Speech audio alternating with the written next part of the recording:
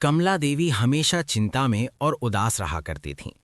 ऐसा इसलिए था क्योंकि अब उनकी उम्र 60 साल के पार हो चुकी थी, लेकिन फिर भी उनके घर में पोता पोती की किलकारियां नहीं गूंजी थीं।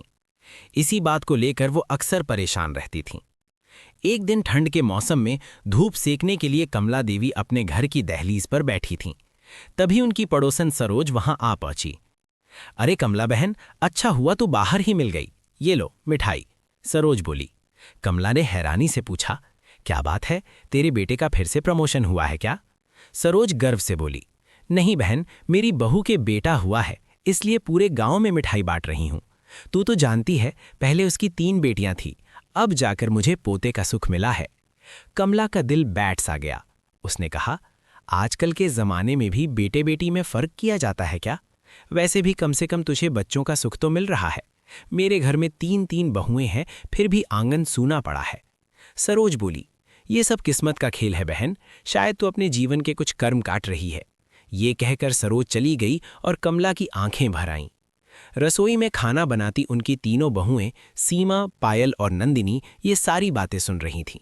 सीमा बोली, मुझे बिल्कुल अच्छा नहीं लगता कि माँ जी सबके सामने ऐसे ताने सुनती हैं।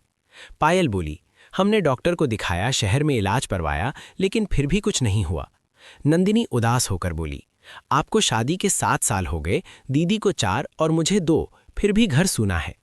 कुछ दिन बाद कमला के 3 बेटे राजू, संजय और अमन खेत से लौटे। राजू बोला, माँ कल अच्छे से तैयार रहना, जमींदार साहब ने दावत रखी है, उनकी बेटी के बेटा हुआ है। ये सुनकर कमला और ज्यादा टूट गई। उस रात उसने खाना तक नहीं खाया। अगले दिन पूरा परिवार दावत से लौटता है। तभी अचानक 3 बहुओं की तबीयत खराब हो जाती है। कमला गुस्से में बोली, मुफ्त का खाना मिला नहीं कि टूट पड़ी। सीमा बोली, माँ जी हमने कम ही खाया था। अगले दिन डॉक्टर आता है और कहता है, कमला बहन बधाई हो, आपकी 3 बहुएं एक साथ गर्भवती हैं। ये सुनकर कमला खुशी से रो पड़ती है। वो डॉक्टर के पैर छू लेती है। कुछ ही दिनों में 3 बेटे काम के सिलसिले में बाहर चले जाते हैं। कमला अपनी बहुओं का पूरा ध्यान रखने लगती है। ठंड बढ़ने लगती है। एक दिन सीमा ठंडे पानी से बर्तन धो रही होती है। कमला बोली, तू आराम कर बहू, बच्चों को ठंड लग जाएगी। अब कमला खुद ठंड में सारे काम करने लगती है। एक दिन पड़ोसन सरोज फिर आती है और कहती है, इतनी मेहनत क्यों कर रही है? मैंने तो अपनी बहू से पूरा काम करवाया था। कमला शांत स्वर में बोली, जब मेरी बहुएं मुझे संतान का सुख दे रही हैं तो मैं उनकी सेवा क्यों ना करूं? 3 बहुएं ये सब सुन लेती हैं। वे बाहर आकर कमला को गले लगा लेती हैं। सीमा बोली, माँ जी अब आप अकेले काम नहीं करेंगी। पायल बोली, हम सब एक परिवार हैं। नंदिनी बोली, भगवान ने साबित कर दिया कि दिल साफ हो तो देर से सही फल जरूर मिलता है। कमला रोते हुए बोली, मुझे माफ कर दो बहुओं, मैंने तुम्हें बहुत ताने दिए।